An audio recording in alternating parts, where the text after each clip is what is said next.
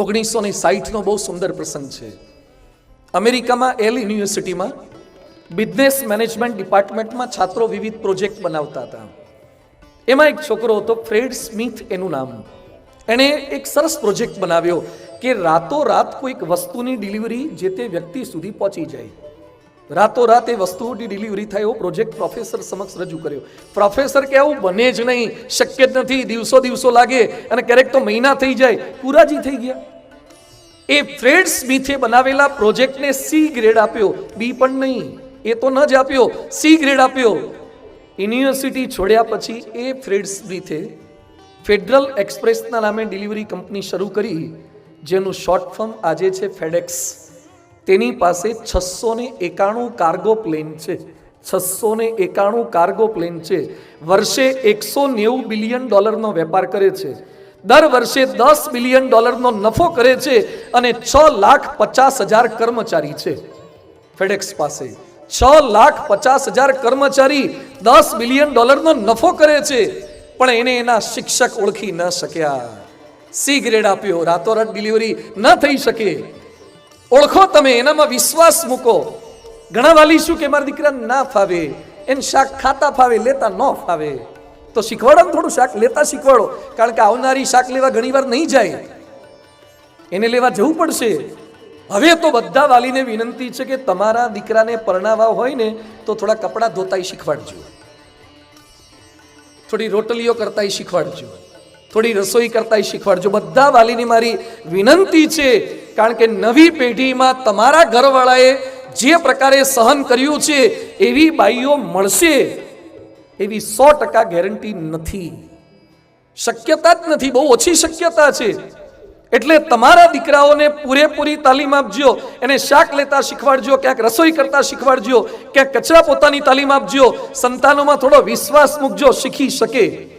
મુકેશ અંબાણીએ ઇન્ટરવ્યુમાં સરસ વાત કરી હતી કે બી કેમિકલ ભણ્યા, પછી અમેરિકા ગયા, સ્ટેનફોર્ડ યુનિવર્સિટીમાંથી MBA થયા અને MBA કરીને જેવા ઇન્ડિયા પાછા આવ્યા અને ધીરુભાઈએ 100 કરોડના પ્રોજેક્ટની જવાબદારી સોંપી મુકેશ અંબાણીને. તાજા જ MBA 100 કરોડના પ્રોજેક્ટની જવાબદારી સોંપી અને પછી ધીરુભાઈ બોલ્યા કે મુકેશ, આખો પ્રોજેક્ટ તારે રન કરવાનો છે અને રિલાયન્સમાંથી એક જ અનુભવી વ્યક્તિ તને આપીશ, એક અનુભવી વ્યક્તિ આપીશ, કંઈક તારી ભૂલ થશે ધ્યાન દોરશે, બાકીના માણસોનું સિલેક્શન તારે કરવાનું છે, બાકીના તું સિલેક્ટ કરજે, ભૂલ થશે તો ધ્યાન દોરીશ.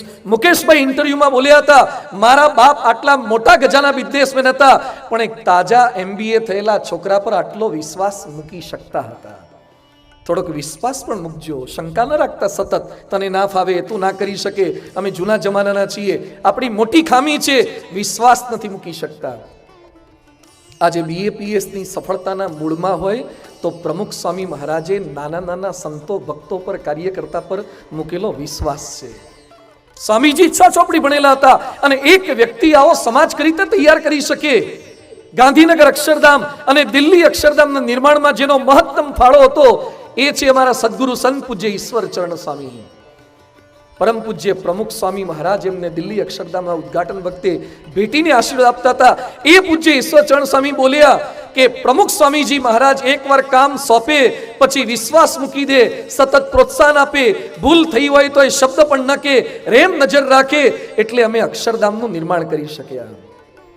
પ્રમુખ સ્વામી મહારાજ દરેક બીજમાં વટવૃક્ષ નિહાળી શકતા, એટલે ક્યારે કોઈ બીજને નાનું માનતા જ નહીં, એને અવગણતા જ નહીં, એનું પોષણ કરતા હતા. મિસ્ત્રીને છે ને લાકડામાં, આડાવડા લાકડામાં પણ સીધું ફર્નિચર દેખાય, દરજીને કપાયેલા કટપીસમાં પણ રેડીમેડ સરસ કપડું દેખાય, એમ આદર્શ વાલીને તો વાંકા ચૂકા દીકરામાં પણ સારું ભવિષ્ય દેખાવું જોઈએ. એ વિઝનરી હોય. કેશોદ પાસે અક્ષયગઢ ગામે પ્રમુખ સ્વામી મહારાજ જતા હતા રાજ સીતાપુર મંદિરના જીર્ણોદ્ધાર પ્રસંગે. એ સમયે પ્રમુખ સ્વામી મહારાજે એક નાનકડા સંતને પોતાની સાથે લીધા. એટલે એ સંતે એમ કીધું કે સ્વામીજી, હું તો નાનો છું, બીજા મોટા છે ને આપની સાથે આ મોટા પ્રસંગે લઈ જાઓ. સ્વામીજી કે ના, તમે ભેગા ચાલો, મારે કામ છે. એ સંતને ભેગા લઈ ગયા અને ત્યાં લઈ ગયા પછી એ મંદિર બતાવ્યા પછી કે છે મંદિર આમ થાય, આમ થાય, બધી રીત શીખવી. આજે તમને જણાવતા આનંદ થાય છે. એ સંત એટલે પૂજ્ય CG સ્વરૂપ સ્વામી અને ગાંધીનગર અક્ષરધામ, દિલ્હી અક્ષરધામ અને અમેરિકાના અક્ષરધામની ડિઝાઇન કરનારા એ સંત છે. જે 10 વર્ષે સાધુ થયેલા છે, 10 વર્ષે કોઈ ફાઇન આર્ટ્સ નહીં, ઇન્ટિરિયર નહીં, આર્કિટેક્ટ નહીં, સિવિલ એન્જિનિયર નહીં, કશું જ નહીં, પણ પરમ પૂજ્ય પ્રમુખ સ્વામી મહારાજ સંતોમાં કેવો વિશ્વાસ મૂકી શકતા. પૂજ્ય ભક્તિનંદન સ્વામી એ પણ આફ્રિકાથી આવેલા, બહુ નાની ઉંમરે આવેલા, મૂર્તિનું કશું જ ન જાણે, કોઈ જ્ઞાન નહીં, પણ પ્રમુખ સ્વામીજી એમને શિલ્પ કામમાં જોડ્યા. આજે ગાંધીનગર અક્ષરધામ, દિલ્હી અક્ષરધામ, અમેરિકાના અક્ષરધામની તમામ મૂર્તિઓની ડિઝાઇન બધી એમણે બનાવી છે. પૂજ્ય સુતી પ્રકાશ સ્વામી સાધુ થયા કાઠિયાવાડના સારંગપુરની બાજુના પાટી ગામના, જેને પશ્ચાત શબ્દ પણ સંસ્કૃતનો સાચો બોલતા નહોતો આવડતો. આજે સ્વામિનારાયણ સંપ્રદાયના સૌથી ભણેલા સંતો પૈકીના એક આ સુતી પ્રકાશ સ્વામી છે, જેણે 22,000 સંસ્કૃત શ્લોકોનો ગ્રંથ બનાવ્યો છે. 22,000 સંસ્કૃત શ્લોકોનો, જેને એક સાચો સંસ્કૃતનો શબ્દ નહોતો બોલતા આવડતો, એને પ્રમુખ સ્વામી મહારાજ સંસ્કૃત ભણાવે. અને રાજકોટ મંદિરના કોઠારી જમારા પૂજ્ય બ્રહ્મતીર્થ સ્વામી બહુ જ નાની ઉંમરે સાધુ થયા, 18-19 વર્ષે, અને પ્રમુખ સ્વામી મહારાજે રસોડાની જવાબદારી સોંપી, જેને રસોડાનું કોઈ જ્ઞાન નહોતું, પણ સ્વામીજી સઘળી જવાબદારી સોંપે. આજે 3 લાખ ને 5 લાખ માણસોની રસોઈ કરવી હોય તો પણ પેટનું પાણી ન હલે, એ પ્રમુખ સ્વામી મહારાજની તાલીમ છે. પ્રમુખ સ્વામી મહારાજ સંતો પર જે વિશ્વાસ મૂકી શકે છે. અમારા મુંબઈ મંદિરના કોઠારી સંત છે પૂજ્ય અભય સ્વરૂપ સ્વામી, એને કોઠારી બનાયા. તેને હાથ બારમાં ખબર નહોતી, એટલે પૂછ્યું, હાથ બાર ને 12 શાક બે હરખું ને? હાથ બારના દાખલામાં ખબર નહોતી પડતી, એને બોમ્બે મંદિરનો વિકાસ કરે એવા બનાવ્યા. ધ્યાનથી સાંભળજો, કેરીમાંથી ગોટલો કાઢવો તો બહુ સરળ છે. એ તો નાનકડો બાળક પણ કેરીને દબાવે ને તો ગોટલો નીકળી જાય, પણ ગોટલામાંથી કેરી કાઢવી ને બહુ મોંઘી છે. ગોટલામાંથી કેરી કાઢો, વાલી એટલે ગોટલામાંથી કેરી કાઢે. કેરીમાંથી ગોટલો કાઢવામાં બહુ તાકાત ના જોઈએ, બહુ ધીરજની જરૂર નથી, પણ ગોટલામાંથી કેરી ઊભી કરવાની છે, આંબો ઊભો કરવાનો છે, એના માટે ધીરજ જોઈએ, મહેનત જોઈએ અને માનવીય સંબંધ જોઈએ, જે પ્રમુખ સ્વામી મહારાજ કરી શકતા હતા. નાનકડા યુવાનોમાં કાર્યકર્તાઓમાં વિશ્વાસ મૂકતા હતા. ન કેવળ સંતો, જલસણ ગામે પ્રમુખ સ્વામીજી મહારાજ વર્ષો પહેલા 76ની સાલમાં ગયા હતા, સભા કરી, પધરામણી કરી. એક નાનકડો 14 વર્ષનો કિશોર, રિલેશ બારોટ એનું નામ, એના ઘરે લઈ ગયો. પછી પ્રમુખ સ્વામી મહારાજને કે મારી ભેંસ પર હાથ મૂકો ને, તો સ્વામીજીએ ભેંસ પર હાથ મૂક્યો. એ કે વધારે દૂધ આપે એટલે ભેંસ પર હાથ ફેરવો, તો હાથ ફેરવ્યો. વિવેક સાગર સ્વામી કે તું ફૂલ નાખી આવજે. સ્વામી કે આપણે જાતે ગમાણમાં જઈએ. ભેંસ પર પુષ્પ નાખ્યા, પધરામણીમાં ભેગો રાખ્યો, પૂજા કરતા શીખવાડી, સંસ્કાર આપ્યા, બાળમંડળ કરવું, લોકોને સંસ્કાર આપવા. વિવેક સાગર સ્વામી કે સ્વામીજી આપ આરામ કરો. 14 વર્ષના કિશોર પાછળ પ્રમુખ સ્વામી મહારાજે આખી બપોરનો 1.5-2 કલાકનો સમય આપ્યો. એ કિશોર આજે સેંકડો ગામોના સંયોજક તરીકે જવાબદારી બજાવે છે. ગોટલામાંથી કેરી કાઢવાનું કામ પ્રમુખ સ્વામી મહારાજ કરી શકતા હતા. આફ્રિકાના કિસુમમાં એક છોકરો, કલ્પેશ એનું નામ, 800માંથી ખાલી 12 માર્ક્સ આવ્યા હતા. 800માંથી 12 માર્ક, બહુ ઠોઠ.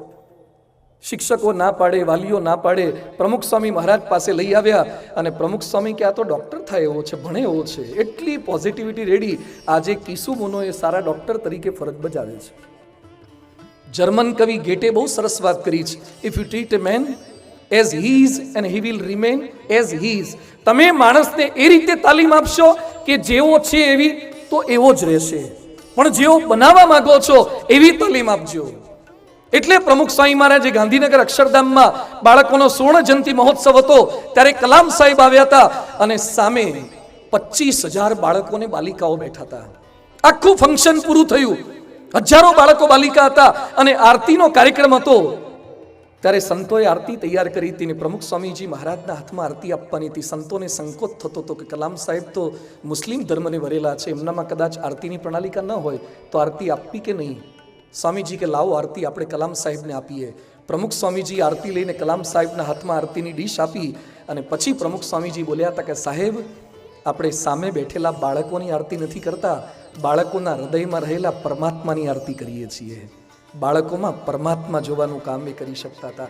બાળકોની આરતી ઉતારાવડાવી. અત્યારે વિશ્વવંદનીય પરમ પૂજ્ય મહંત સ્વામી મહારાજ નાનકડા બાળકને જોવે એટલે એમ બોલે છે 80+, 90+, 95+. એટલે સંતોએ પ્રશ્ન પૂછ્યો કે સ્વામી આ તો 5 વર્ષનો છે, 7 વર્ષનો છે, 8 વર્ષનો છે, આપ કેમ બોલો છો 90+? સ્વામીજી કે આ તો મોટી ઉંમરે ગુજરીને પાછા આવ્યા છે એટલે 90+ જ છે. આ બધા બહુ મોટી ઉંમરના છે. આજે તાજા જન્મેલા નાના દેખાય છે પણ બહુ મોટા છે. આજે છોકરાઓ ગાળો બોલતા શીખે, આપણા સંતો સારંગપુરની બાજુનું એક ગામ છે જમરાળા, એ ગામે ગયા અને છોકરાઓ રખડતા હતા, રમતા હતા. એમાં એક છોકરાને બોલાવીને પૂછ્યું કે દેશ ભક્તોના નામ આવડે 5? તો કે ના ફાવે. 5 રાજકીય પુરુષોના નામ ફાવે? ના ફાવે. એક છોકરો કે મને 10 ગાળો ફાવે, બોલું? બોલવાનું તો કહેવાય નહીં. ગાળો બોલતા શીખીએ, અપશબ્દો બોલતા શીખીએ. આ વખતે પરમ પૂજ્ય મહંત સ્વામી મહારાજે સંકલ્પ કર્યો. એમણે 315 શ્લોકોનો એક ગ્રંથ રચ્યો છે, સત્સંગ દીક્ષા. અને મહંત સ્વામી મહારાજે આખા BAPS માં આલેખ જગાવી કે આપણા બાળકો, બાલિકાઓ, યુવક યુવતીઓ આ શ્લોકો કંઠસ્થ કરે, સંસ્કૃતના 315 શ્લોકો કંઠસ્થ કરે. તમને જાણીને આનંદ થશે, અહોભાવ થશે. 4 વર્ષના બાળકથી શરૂ કરીને 88 વર્ષના વૃદ્ધ સુધી લોકોએ 315 સંસ્કૃતના શ્લોકો મોઢે કર્યા છે. આ કર્યું છે. બાળકોને સંસ્કૃત બોલતા કર્યા, કારિકાઓના પાઠ કરાવ્યા.